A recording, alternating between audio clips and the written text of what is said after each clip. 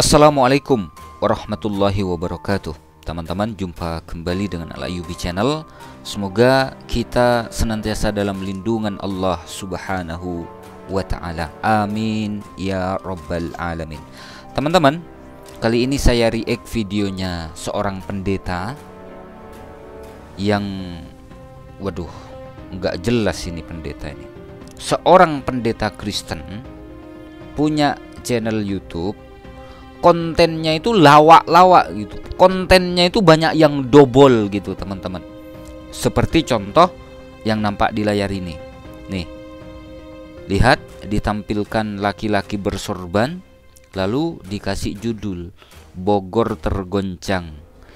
Kiai pemilik ponpes ternama, anak cucunya murtad terima Yesus. Wih, Bogor tergoncang. Kok ada ya pendeta yang model-model begini, ini kok ada gitu ya. Heran saya sama pendeta-pendeta yang model begini nih. Nah, sekarang kita langsung masuk ke videonya, teman-teman. Saudara, kali ini kesaksian datang dari seorang yang menggemparkan ya. Dia adalah seorang cucu ya, atau anak dari seorang pemilik ya ponpes gitu ya. Nah, bagaimana kisah dia bisa percaya kepada Yesus? Bahkan dia terlibat dalam sindikat-sindikat kejahatan. Maka dia bilang tidak ada yang bisa menyentuh dia, sekalipun polisi pun tidak dapat menyentuh dia. Yang bisa menyentuh dia hanyalah Yesus. Menyentuh dalam arti kata membuat dia bertobat. Penjara, penghukuman lain tidak bisa menyentuh dia, tidak bisa membuat dia bertobat. Yang bisa membuat dia bertobat adalah Yesus Kristus. Saudara, tentu sudah penasaran dengan kisah ini. Mari ikuti kisah berikut, kesaksian berikut. Kok nggak malu ya pendeta ini ngomong seperti itu? Congornya itu ngomong seperti ini, kok nggak malu gitu ya? Seorang tokoh, cucunya kiai di Bogor, kakeknya punya pesantren. Kalau video ini bukan tipu-tipu, kalau video ini bukan dusta, bukan cuma congor belaka, sebutkan nama pesantrennya apa? Nama pesantrennya apa? Nama kiainya siapa? Alamatnya di mana? Kalau itu disebutkan, lalu bisa ditelusuri, kemungkinan itu benar-benar terjadi. Kalau cuma mengatakan kakeknya adalah pimpinan pesantren, kakeknya adalah seorang kiai, tidak disebutkan pesantren apa, alamatnya di mana, nama kiainya siapa, kemungkinan itu adalah dusta. Itu adalah penipuan yang keluar dari congor pendeta ini. Kok nggak malu pendeta ngomongnya seperti itu gitu. Sekarang kita masuk ke video yang ditampilkan, teman-teman. Nah, ini isi videonya, teman-teman. Video ini diambil dari channelnya Yusuf Manubulu. Kita tahu sendiri kan, Yusuf Manubulu pernah masuk penjara. Gara-gara apa? Gara-gara menampilkan kesaksian murtadin palsu seperti ini. Ya, kita dengarkan. Lalu disinilah mulainya saya mengalami hal-hal yang supernatural, yang alami, yang saya anggap sesuatu hal yang sangat luar biasa terjadi. Di suatu malam saya tidur, lalu saya mimpi. Dalam mimpi saya melihat sebuah tongkat yang ada ularnya, kayak tongkat apotik. Di apotik tuh kalau ada tongkat, lambang logo apotik itu ada ularnya. Itu saya tidak tahu bahwa itu adalah tongkat Musa. Saya nggak mengerti. Yang saya tahu itu adalah tongkat yang ada ularnya. Nah, saya pikir itu hanya sekedar mimpi. Nah, lalu saya tidur kembali. Ketika saya tidur kembali, hal yang sama terjadi. Saya melihat kembali di atas suatu bukit, saya ada di bawah bukit, dan di atas bukit itu ada tongkat yang ada ularnya, yang persis benar seperti apotek punya logo. Saya mulai bertanya-tanya, ini apaan ya? Gitu. Tapi setelah saya ke kamar mandi, buang air kecil, lalu saya kembali lagi, saya tidur. Dan yang ketiga kali itulah saya bangun, hal yang sama terjadi, tapi saya mengatakan, ini apa ya? Kok bisa 3 kali beruntun? Nah, untuk pertama kali, saudaraku untuk kasih dalam Tuhan, saya dapat mendengar suara yang sangat-sangat, hari ini saya sangat kenal suara itu. Suara yang saya dengar adalah, anakku, tinggikanlah namaku.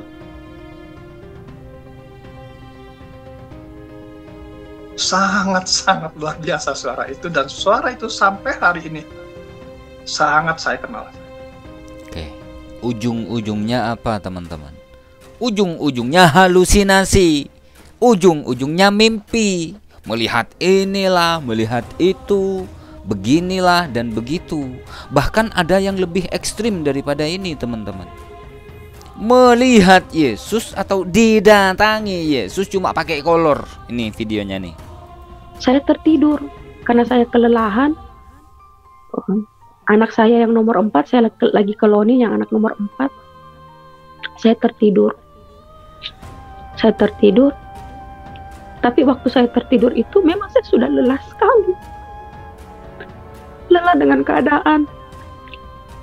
Saya sudah putus asa dengan kehidupan keluarga suami saya seperti itu. Dengan mama saya juga seperti itu.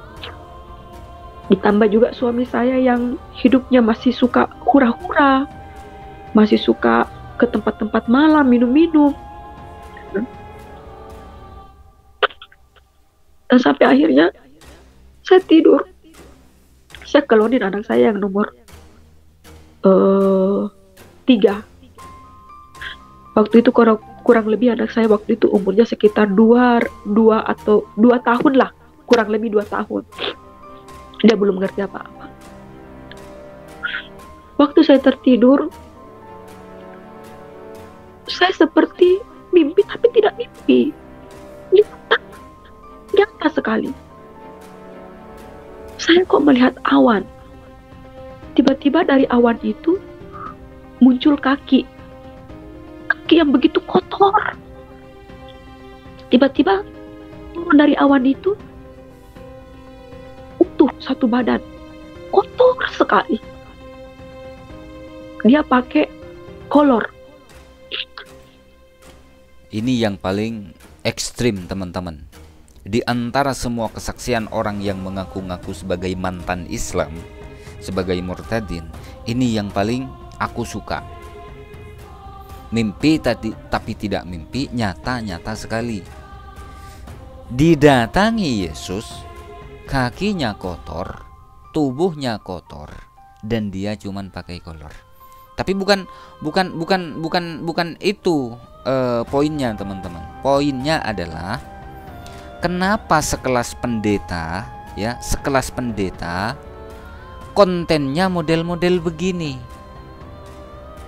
Model-model ngaku sebagai mantan Islam, mengaku murtadin, dibilang cucunya kiai, kakeknya adalah pimpinan pondok pesantren, tapi tidak disebutkan nama kiainya siapa, nama pesantrennya apa, alamatnya di mana, desa apa, kecamatan apa, kabupaten apa, tidak dijelaskan.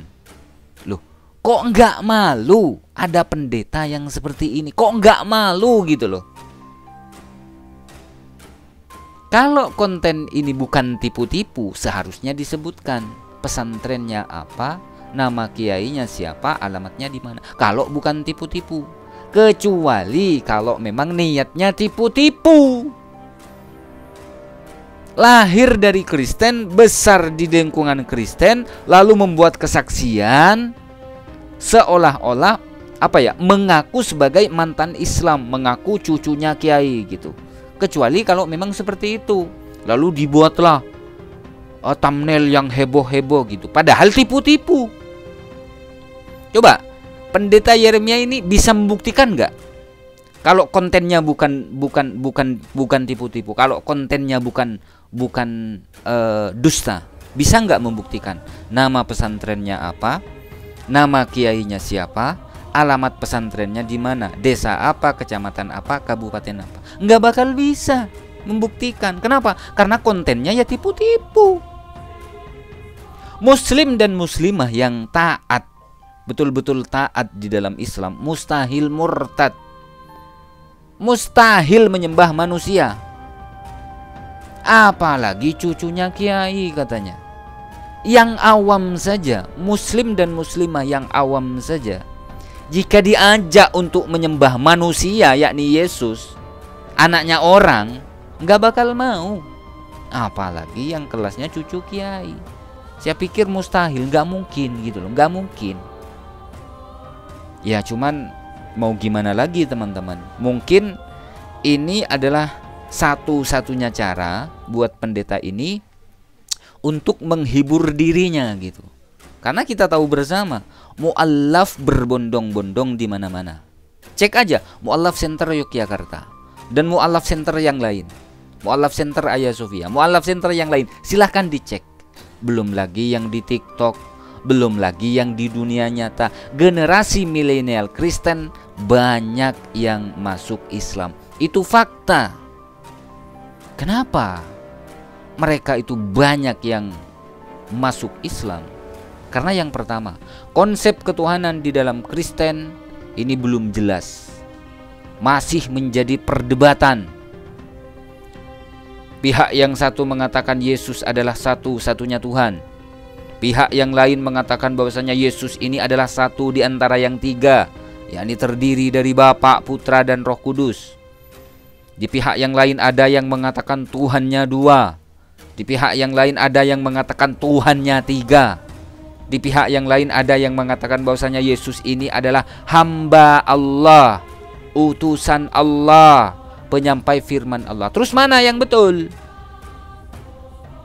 Ya mungkin gimana ya teman-teman? Ya seperti itulah Kristen-Kristen, umat-umat Kristen yang kebingungan dengan konsep ketuhanan mereka. Mungkin mereka mempelajari Islam lalu kemudian tertarik kepada Islam dan mau mengambil hidayah dari Allah. Makanya pendeta ini membuat judul-judul yang heboh, seolah-olah banyak yang murtad gitu kan. Padahal tipu-tipu, padahal dusta itu semuanya. Oke, kalau tidak dusta silahkan dibuktikan. Pesantrennya apa? Nama kiainya siapa? Alamatnya di mana? Desa apa? Kecamatan apa? Kabupaten apa? Mohon maaf jika ada silap kata. Wassalamualaikum warahmatullahi wabarakatuh.